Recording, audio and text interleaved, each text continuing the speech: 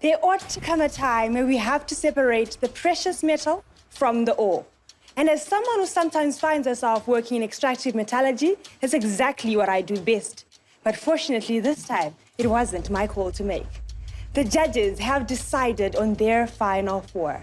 And only one, just one amongst them, is going to be king in this court.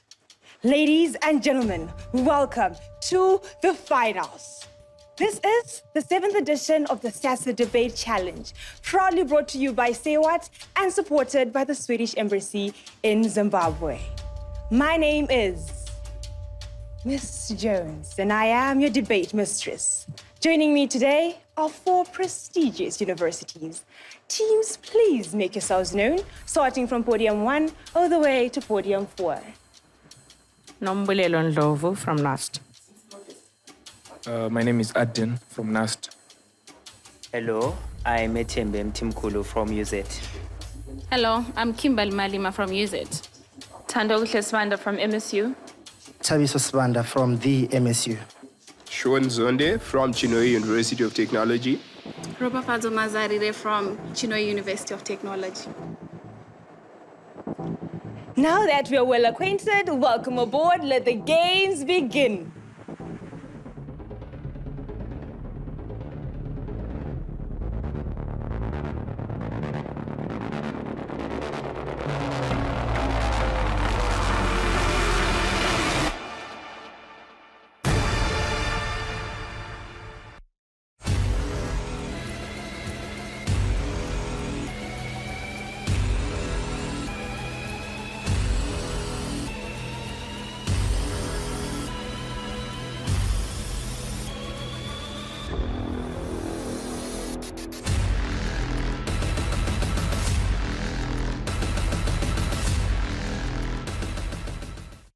This debate will follow the British parliamentary style.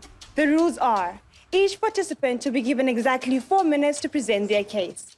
Points of information are allowed. However, if your POI has been rejected, you have to wait for exactly 30 seconds before requesting for a second opportunity. With that being said, the motion reads, this House rejects the rise of Generation Greta at the forefront of social movements. This House regrets the rise of Generation Greta at the forefront of social movement. The motion has been stated. Prime Minister, the ball is now in your court.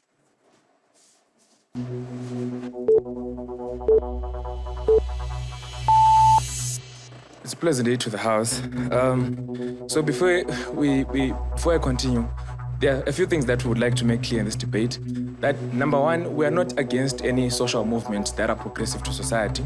And number 2, we do commend the work that is being done by young people in advancing these social movements. But if there's one thing that we regret in this debate is the rise of the Generation Gretas in society that put them at the forefront of this movement. Why do we say this? Madam Speaker, in this debate, we regret this on 2 levels of analysis.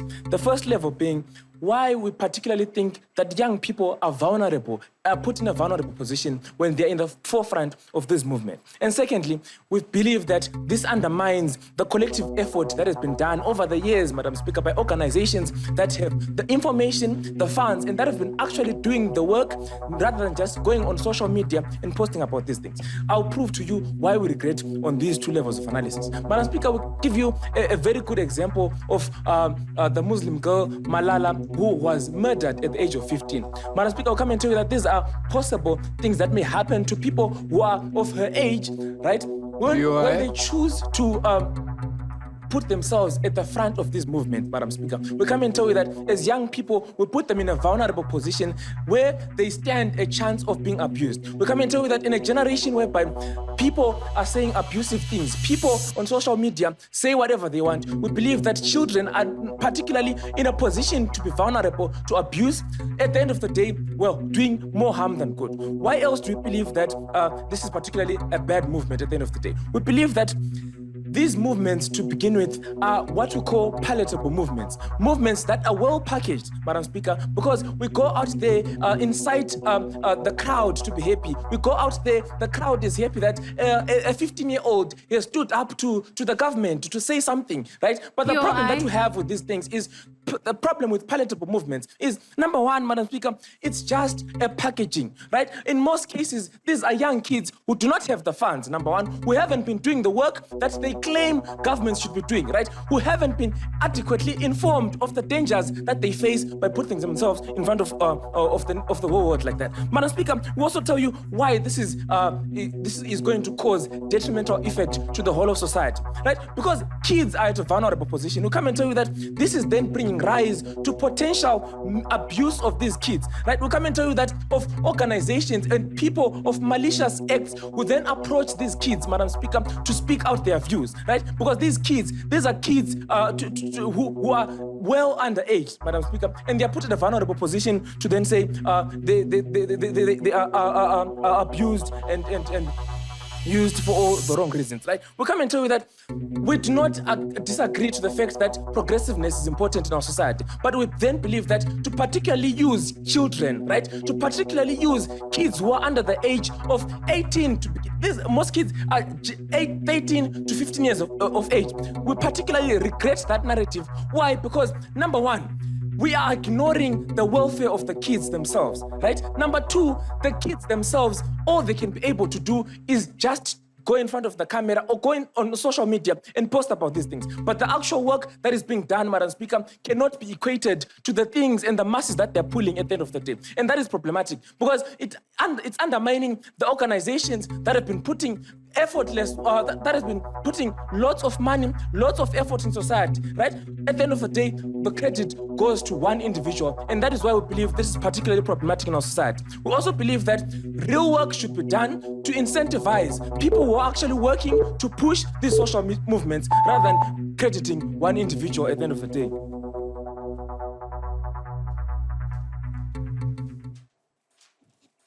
The Prime Minister has spoken. Now we'll wait for the Leader of Opposition to state his case.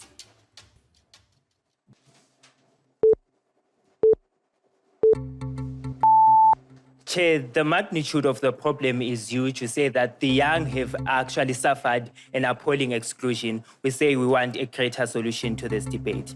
Notice, panel, and I want you to pay attention to this. This debate is not just about the existence of Generation Greta. That is to say that just debating about advantages and disadvantages. We think what the motion says is that you have to debate the enhancement. That is to say that what is unique, particularly within the rise that makes it regrettable. We think that bulk of their case only addresses as to why particularly is it wrong within the first premise to have these people like within these movements. We don't think that they debate the rise. We say that they fail just in terms of the strategic level. But also a number of things here in context. That this debate happens in a world where there's an apathy and indifference to issues that generally affect the youth. We say that this is the best shot that we have in actually getting attention to these issues. But secondly, we think that in the past, the voice of the youth has been missing in international discourse, especially in issues to do with change and social movements. We think that this is our only chance to actually bang it loudly within the international space, right? We think that we love this, right? What does the Generation Greta actually look like? We say that there is a sensationalization that they benefit from their novelty and youthfulness.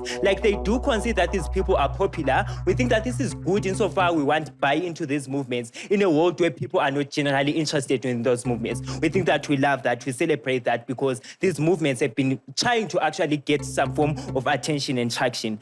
What is the effect here? I think it's multiple-fold. One, we think that you make the movement more appealing to the general public. But second, you get an opportunity at engagement insofar as they concede to the fact that these people are generally famous.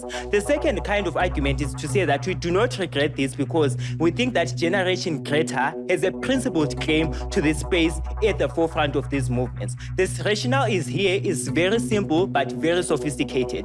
That is to say that these movements affect the human trajectory and the future of the Generation Greta. That is to say that they are going to inherit these kind of societies. We think that with that kind of premise, you have to be put in a position where you are actually able to determine what your future is actually going to look like. We hate a kind of a world where like the old people are going Weight to of determine information. what the future of these people is actually going to look like. Be quiet, you failed.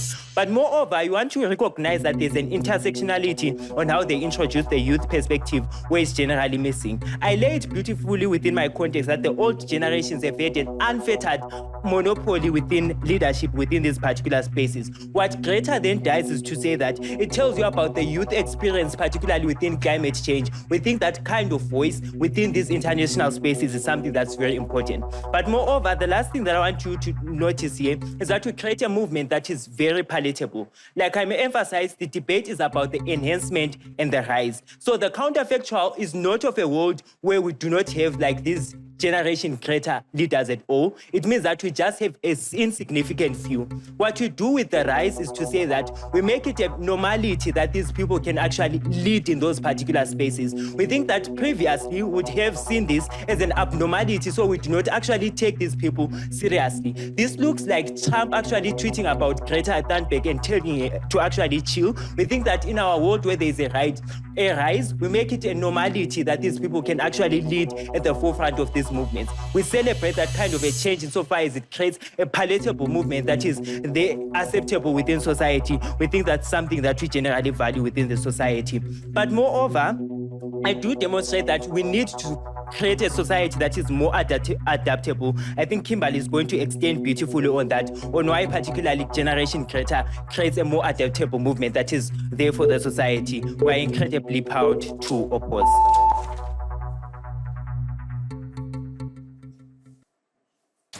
And that was the leader of opposition stating his case. Deputy Prime Minister, please take center stage.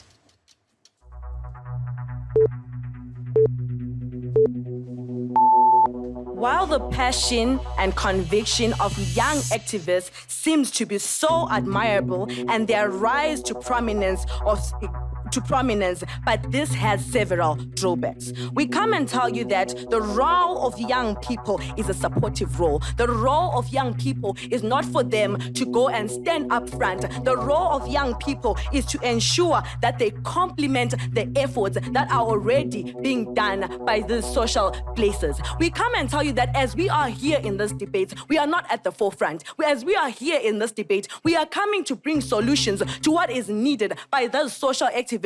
We come and tell you that we are not at the forefront, but we are just there to complement and bring solutions. We come and emphasize and say that and put an emphasis on individual heroism that distracts the collective effort of social movements. We risk overlooking the tireless work of grassroots and organizations and community leaders who have been fighting for these causes over the years. The focus of individual heroes undermines the collective nature of social movements. We must prioritize building robust organizations and community-led initiatives over elevating individual figures. So we come and tell you also that the intense media spotlight on young people activists can create a cult for personality, prioritizing charisma of substance and policy change. We risk the elevating style of substance and forgetting the complexities of the issues at hand. We come and tell you that in our days, we have Instagram, we have TikTok, we have Facebook. We come and tell you that when you post something on social media, when a young person is standing at the forefront, we come and tell you that people's comments are not limited. People have a free mind. People have the right to choose. People have the right of speech. They come there, they say whatever they want to say. We come here and give you an example of a young person who is seeking for attachment, a young person who's going to look for a job. They have stood there. They has been the one who has been protesting. But we come and tell you that their resume no longer matters. We come and tell you that whatever they have been standing for and the social media, because we come and tell you that panel that social media does not forget. In as much as social media does not forget, when that person is going not taken and that person is going for an interview, they no longer look at their resume, but the perspective of where they are judged from. They are judged from whatever they have been standing against. We are now also forgetting that when these young people, we are saying that they should be standing in front and also advocating for things that they should not be advocating for. We are telling you that we are no longer looking at the welfare of young people. We need to, number one, prioritize the welfare of young people. We need, number one, to prioritize that these young people are using their medulla of oblongata Greta to actually come and think on your behalf and come and give you solutions for you to deal with the problems. There is no need for the young people to come there and stand in front because they can be there and be at the back. They need to be at the background. If the young people are at the background, we tell you that these social services companies can be the one to bring the solution.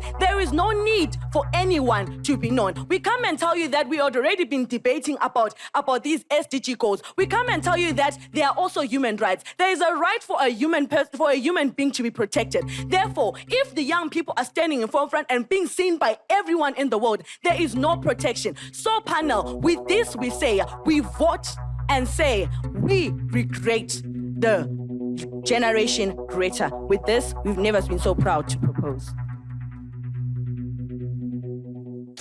The Deputy Prime Minister has spoken. Now, let's hear what the Deputy Leader of Opposition has to say.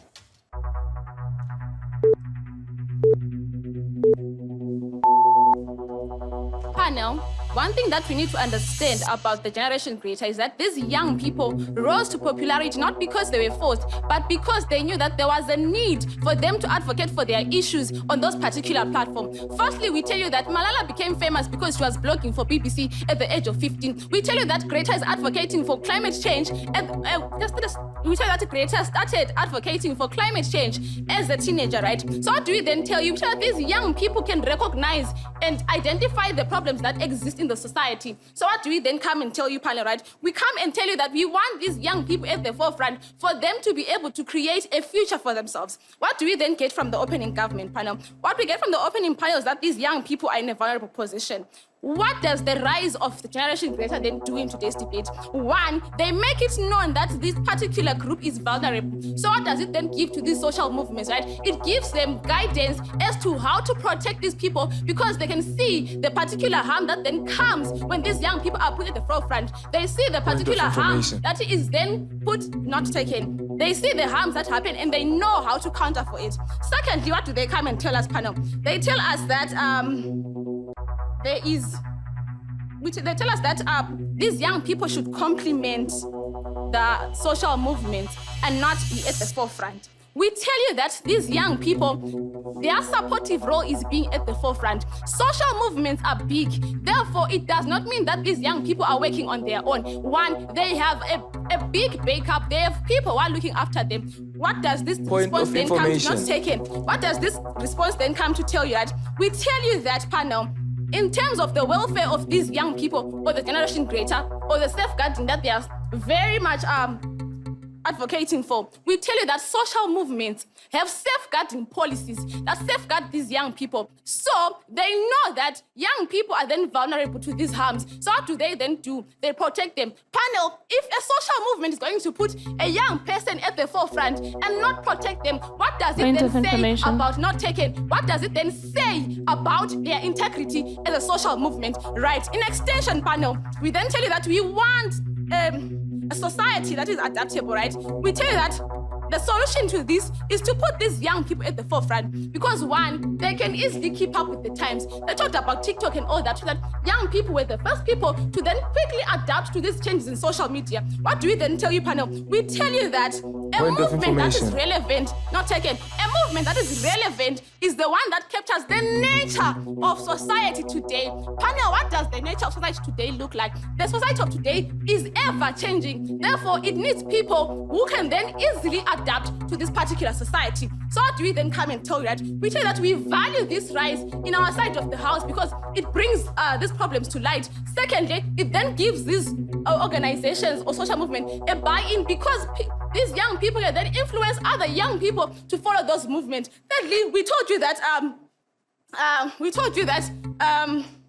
these movements, these young people being at the forefront, is actually giving them a platform to create their future. And also when it comes to their welfare, we think that giving them that platform to then tell us what they believe in or what they want as young people is the welfare that we value in our side of the house. Therefore, we think that this rise is not something to be regrettable, but something that we want in our side of the house, because you regret something when it brings more harm than good. But in our side of the house, we show you that this actually benefits social movements and young people as a whole, because young people are the ones who are supposed to create a future for themselves. And we think that giving them the platform is a very good move for them to counter this. And with this, I've been proud to oppose. And that was the Deputy Leader of Opposition stating her case. Member of Government, please take center stage.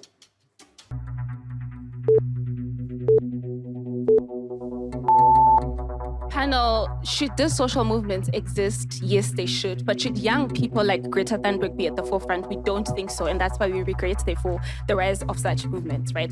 The major clashes that we get from opening opposition are firstly that in order for these people to be protected, eventually they first need to endanger themselves. And then the question that we then ask is, if there are systems standing to protect these people, how do people like Malala end up dead at the tender age of 15? How do young soccer stars like Maradona end up dying from drug abuse after having been at the forefront of drug abuse campaigns at the end of the day? And secondly, they talk about traction versus impact. We'll prove to you in our case how traction in and of itself doesn't necessarily translate to impact, and how we best achieve impact from our side of the house. And secondly, we need to answer the question of how best do we create a world where young people can actually have a voice, like how opening opposition is talking about, and we'll prove to you how that voice is best achieved from our side of the house. Important characterization in this debate, right? What do young people like Greta Thunberg actually look like? We think that these are very passionate young people that have probably been fallen victim of the causes that they're fighting for. We think that they do, yes, in fact, understand the dangers of things such as climate change or the dangers of things such as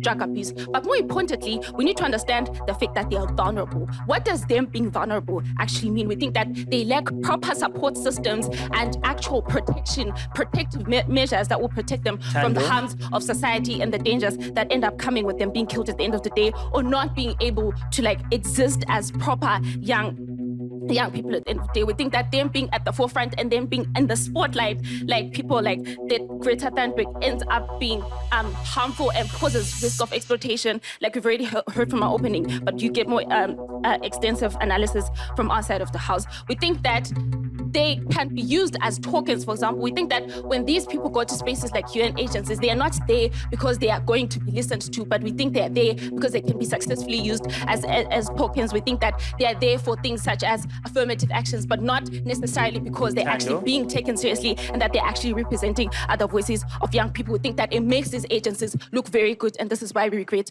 the rise of people like Greta Thunberg. And secondly, we talk to you about things such as virtue signaling. We think that this is another one of the hashtags that we have on social media that doesn't necessarily translate to people being to things such as rape not happening on the ground. We think that this looks like people enjoying vibes on social media, retweets and likes and stuff like that, but doesn't really translate. We think that the 5 million followers that Greta Thunberg has on social media doesn't necessarily translate to 5 million people that are actively combating climate change at the end of the day. And we talk to you about things such as personality cults. This is what separates us from our opening. We think that we build a fan base of people that's not just a fan base, but of radicalized individuals that end up taking things to the very extreme and end up causing havoc at the end of the day, instead of bringing about solutions that we're looking for. And the other thing that we need to understand in this debate is the dynamic of power. We don't think that power engages people that speak from a point of passion and are very reckless and aggressive in their approach. We think that impactful and effective engagement only comes at a point at which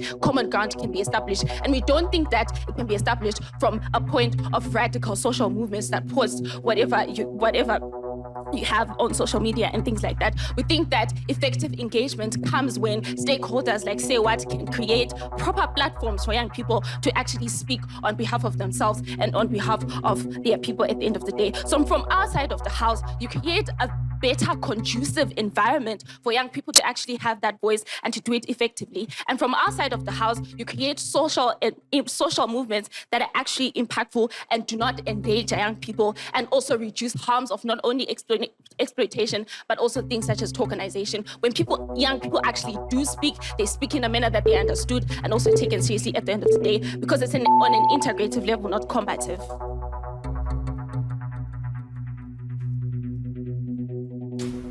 The member of government has spoken. Now let's hear what the member of opposition has to say.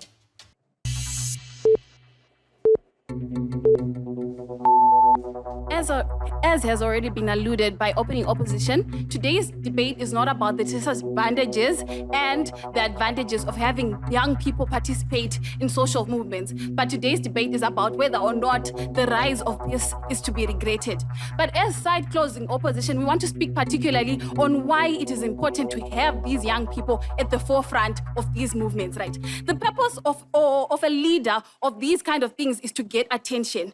The ideas pressed by the movement can get media exposure, shift the overtone window, and otherwise compete in the marketplace of ideas. And just because these young people, the fact that we're talking about Greta today, the fact that we're talking about Malala, who I don't think is dead today, and the fact that we're talking about the Parkland students is the reason why this debate should not be regretted. The fact that they could get their message across, and the fact that UN agencies, the fact that governments actually started making changes with regards to policies and inactions is the fact that is the reason why we should not regret the rise of Generation Greta in the forefront particularly, which is what differentiates us from our opening opposition.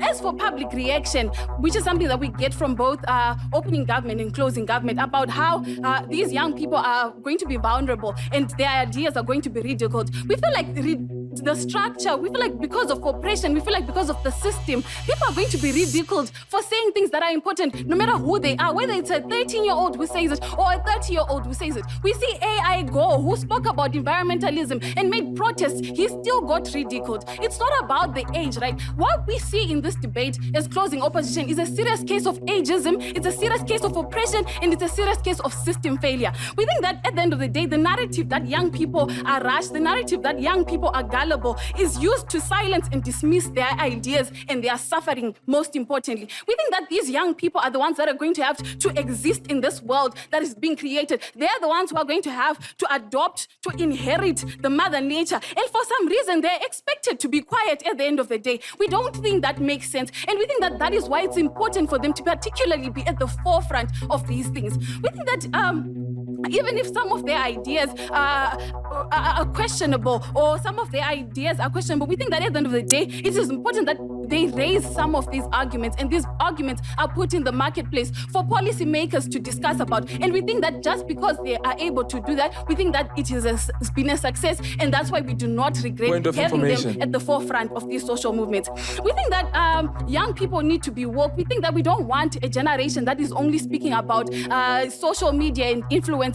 We think it's important that we empower our young people to speak about important things that are going to affect the next generation and the world that they themselves are going to live in. We think that we should be more supportive. We don't think that just because Greta is at the forefront of a climate change initiative, then she becomes victim of rape. We think that these people are surrounded by people that love them. Just because a parent is willing to listen and willing to give their child a platform to speak about important things does not mean that they don't love them. That does not put them in a vulnerable situation. It means that they're empowering their child, and it means that they think that their ideas are important, and that's what we think as side opposition. We think that these young people's ideas are important, and we think that we want to hear them, and we still want to put them at the forefront. We see the Student Nonviolent Coordinating Committee, where we had the freedom rights. Those young people led the civil rights movement, ladies and gentlemen, and we think that those were the young people that enacted policies, that enacted change within the civil rights movement, and we think that it's important that it happens. We've seen it work before, and we think that it can still work with the rise of the Gretas. It can still work with the Parkland students. It's essential for Generation Greta to be part of this movement, because at the end of the day, we think we create a system of sustainability for them to then enact policies themselves and then not be the same leaders that we now have to fight for proper things to happen. Thank you. And that was the member of opposition stating her case. Government Whip, please take center stage.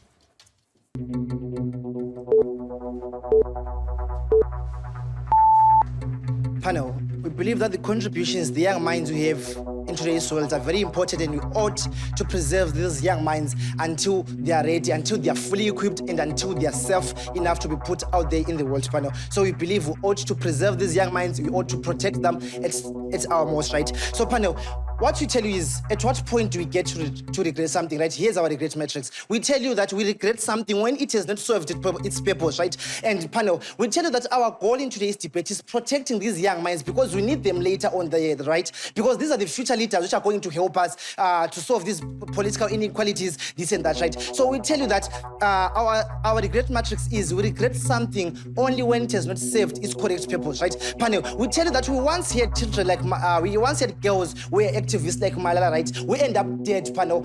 And also we had activists like Maradona, panel, who did end up dead, panel. Why? After facing societal pressure, right?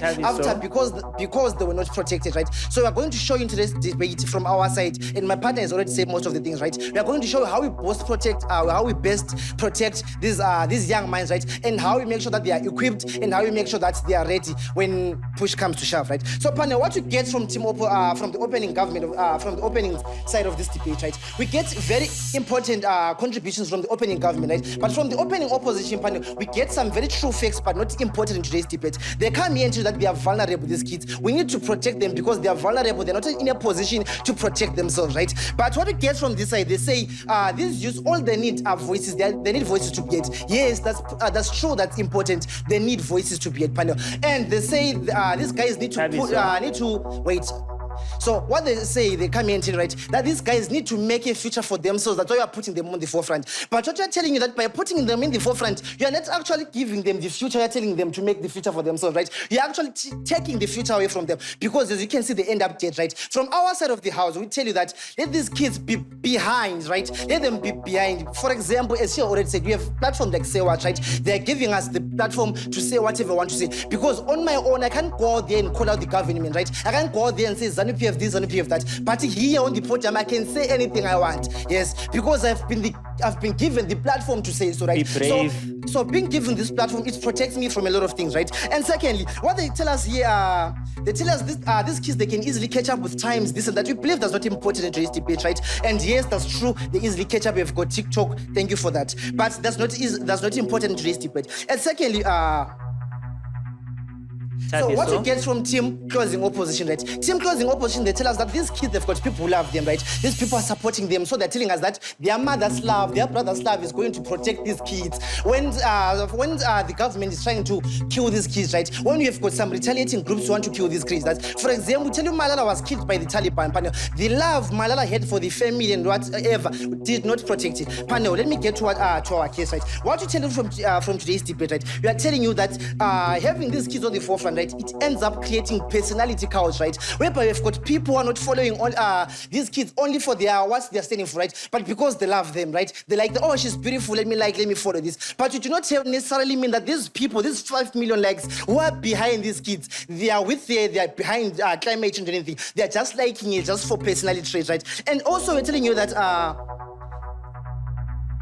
another thing which you tell you, panel, is these guys are still they are still minors and they are vulnerable, right? Because the government is not taking these guys serious, that they feel like these kids are just doing it for the crowd, right? So the government does not see it as a mandate to protect these kids because they're just doing it for doing these kids, right? So what you get from our side of the house is we best protect these young minds and we best preserve these young minds. But with this, we have ever been proud to regret.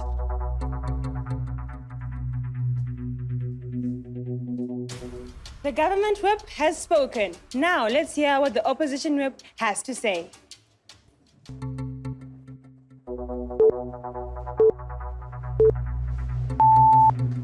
Good afternoon, panel. As my fellow partner had come in and spoken, firstly, this debate is about ageism. It's not about silencing the young voice. It's about giving them a way to speak without oppressing them or limiting their ideas.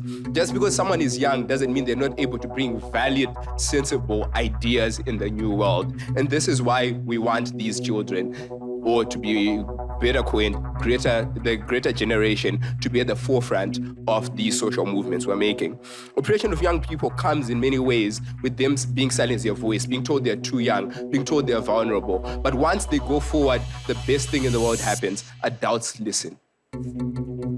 I'll come in first and I'll speak about the opening government with the Prime Minister constantly, as well as the other people, is the other rest of the government speaking about the vulnerability of children due to the Generation Greta being exposed to all of this. And the main issue they need to understand is this: social movements, regardless of what happens, how old you are, and what you do, have challenges. You are going to suffer when you're fighting for the right to freedom. When you're going to suffer when you're trying to fight for the right to a better generation. You're going to suffer when you're trying for the right, not taken. You're going to suffer when you're trying to fight for the right to make sure that gun control is brought in a country where children are shooting each other every day. There is always going to be a struggle. Malala getting shot is unfortunate, but that doesn't mean that it ends there. It doesn't mean we're killing children. All that it means now is that we take better services, better ways to protect these children. Malala getting shot meant that supporters, because these people who are going on the forefront are not doing this alone. They have supporters, not only in the form of their families, but organizations themselves. I like the example just used of SAYWHAT, which has given us a platform to speak. Right now, we are on live television right now, speaking about this. It has put us on the forefront speaking about a conversation. I do not see a gun in my face aiming to kill me. It has given me the platform, not taken. It has given me the platform to be able to speak and prove my point, just like the others who get their point through social media. Now, young people work for advocacy. They're not working to solve the solution. They want you to hear what is being spoken about. Young people want you to understand that there is a problem, because the world will listen when they now find children who should be concerned with school, playing games, and getting the latest new toy or the latest new console, now going out standing for a fight. Now, why do they fight, ladies and gentlemen? They fight because they don't want to inherit a world which we broke. They don't want to inherit a world which can no longer be fixed. They don't want to inherit a world which has been so far damaged by previous generations that nothing can be done for it anymore. Point of information. Taken. Please engage on this winning argument, right? We told you that this whole Greta movement is undermining the collective effort that governments and organizations have been doing. Thank you very much for mentioning that. I was so happy when you mentioned the point of undermining, because Greta and the other members of the Generation Greta are not undermining. They're at the forefront bringing awareness. No other person in higher age groups can engage the world the way it is right now. The greatest revolution in communication technology is the internet. And who's the best person on the internet? Young people. Young people access the internet in a way which adults cannot imagine, as not taken. Access information in a way which adults cannot imagine. Right now, the biggest issue was awareness. What happens with awareness? Yes, we mentioned the government mentioned 5 million followers. But here's the thing: if you have 5 million followers, just 1% is enough to make a difference. These are people who are able to make a big difference rather than the organizations they're helping. What they're there to do is bring awareness, not to undermine. They're there to show that there's a problem and that things need to change. Thank you.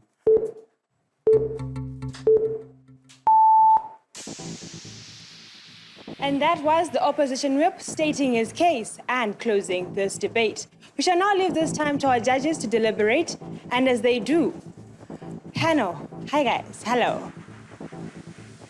Hi. How are you? Fine, thanks, and how are you? This was a heated debate. Congratulations for making it to the finals. Thank you.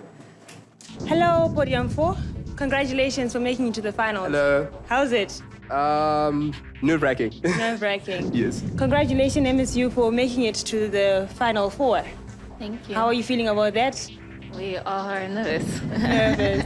All right, so there's this debate about Generation Greta. It's more of children and being in the forefront, teenagers and being on the forefront. Ma'am, if you had a daughter, would you allow her to stand up for a social movement? No. Okay. Why? That no was straightforward and just why? All right, I'll give an example. Yeah. My sister is famous, right? She's the founder of Outspoken. Okay. I had an interview, so I don't remember which radio it was. So Yes. they recorded a video, but then there was no consent that they were going to post that video. So I was speaking about how the bond has affected us as young people, how we are not able to, how we're not able to get change when we're using public transport, how the rates are affecting. So I was speaking against that. And then all of a sudden it's posted on social media. And people who know my sister are texting her, look at what your young sister is doing and everything. It's all over the place. And number one, it's tarnishing her image and she's angry at me. So I wouldn't allow my daughter, because it's not only tarnishing her image, but also in the society, it's also tarnishing my image. Sir, if you had a daughter, would you allow her to be on the forefront of a social movement? Well, I do support social movements. Uh-huh. So if she is to engage in social movements, I'd support, but I wouldn't encourage her to be at the forefront because it puts her at so much risk. But supporting movements, it's a good thing. It's a good but thing. then to be put on the forefront, I think it's a bit of an issue. Okay, so you just want her somewhere in the crowd, Yes. moving. What social movement would you like her to, push for? Climate change, gender-based violence. Yeah, those are things that I'm passionate about as well. So yeah. Are you saying this just because you're regretting the rise of Greta, or is it because you're actually genuinely? I guess we never know, but I am. I am. Yeah, that's the truth. We never know. I am. But that's all right. That's all right. Panel, thank you for your input. How are you, MSU? Hi, how are you? I'm great, thanks. Well, congratulations once again. Same topic. I just want to ask and understand from your point of view, how would you feel if you're a father and maybe your child wants to push and advocate for a social movement? Honestly, I think it's a good thing. I think currently with the status quo in Zimbabwe, I think we need more of those. Okay. So I think it's a good thing, and I think I'll help push the agenda. Is it because you're on that side of the house? No, I was opposing the motion. Okay. So, but I think, genuinely, I think it's a good thing. We need more of bright minds going out there. All right. That's okay. And would you push for a social movement yourself? No, not me. Not me. Why? I think I'm comfortable, like, in these kind of setups, whereby we're debating, whereby some organizations, they come, they give us a platform. I'm comfortable with that. I'm not a camera person standing there. You want to be safe. So you know you are safe here in SAYWHAT Studios. Yes, you I know are I'm safe, yeah. Nothing is going to harm you or anything. All right. Yes, they won't even know my location. Nowadays on TikTok, they can see, he's streaming from Plawali, we are going there.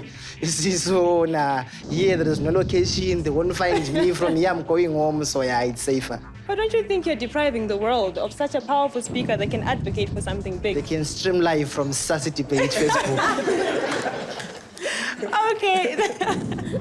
Wow, I like that. Hello, ma'am. How are you? Good, how are you? I'm great, thanks. Let's say I'm putting you in the same situation as well. Had you been a mom and your daughter maybe said, Mom, I would like to advocate for ABC. Would you allow her to do that? I would say no, probably wait until they're 18 because I think I have been in vulnerable situations myself as a young performing artist. I think there's a lot of vultures out there, first of all, and there's just a lot of mean people. So it's not the safest of spaces to exist as a younger person. Okay. So for the sake of their protection, maybe not. So she can enter, but she has to be mature first. Yeah, she just has to turn 18 first. 18 and then she first. can do whatever she wants. Okay, all right, okay. You talked about the arts. Just maybe share with us a little bit more about it. What are you into exactly? Oh, I am a spoken word artist. Oh, wow. Poetry and all that. Yeah. I like that. I love poetry myself, so we've got a lot to talk about after this debate. Moving on to podium 4. Are you still nervous? Not anymore. All right, so this is a good time to talk to you, right? Yes. How do you feel about this movement of having young people on the forefront? Based on my personal feelings, I think, let's say I'll try and stand on 2 ends. 2 ends. Yeah, on both ends for this. Okay. Personally, I feel I like it. If I had kids of my own and they're able to come forward to me and give me a valid argument and discussion on why they want to go forward with such, I would give them all the support they can. But if you're going to come to me and say, I want to fight for climate change, what's climate change? They can't explain what climate change is. I'm really not going to be supporting them at all. Will fears come in? Because being at the forefront of such brings its own dangers. Most definitely, yes. But I think it's something where I would love to sit down with my child, with a proper discussion about it and see what choice they want to make, with it made mindfully, with them thinking of not only themselves, but the others, and possibly a wider community they might end up advocating for. All right, that's okay. I like that open approach. Ropa, hi. Hi. How are you? I'm fine. Well done for making it top 4. Thank you. All right. Ropa, would you advocate for any social movement, or are you actually currently advocating for something? Yes, I would advocate for things. I do advocate for things that I'm very passionate about. Okay. And I think my advocacy is not necessarily in raising awareness necessarily, but also coming up with solutions. Okay. But I do raise awareness, and then I do a lot of work with regards to the engagement of some of those things, like how can I contribute? Wow, I like and I respect that. Well done. Keep up the good work, Roba. Thank you. Our judges are now ready. We'll now give them the floor for them to give us their final verdict. All right, so we are going to start with announcing the best speakers of the tournament.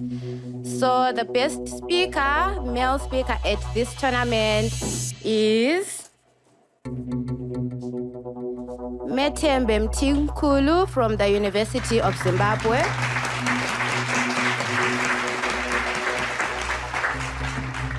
I don't know. And the second best speaker at this tournament is Vuyani Chikasha from the Great Zimbabwe University.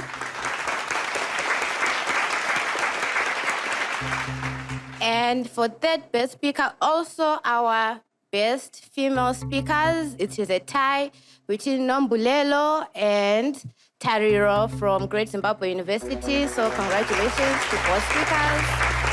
And I think we'll go that far now to announce the results and the call for the final. The decision was very much unanimous from fourth to first. And coming in at fourth is Opening Government, the NAST, which is NAST. Coming in at third, the Midlands State University. And now, the champions of the SAYWHAT 7th edition SASI debate are, drumroll, opening opposition, the University of Zimbabwe. Congratulations. Thank you so much to everyone for the great days.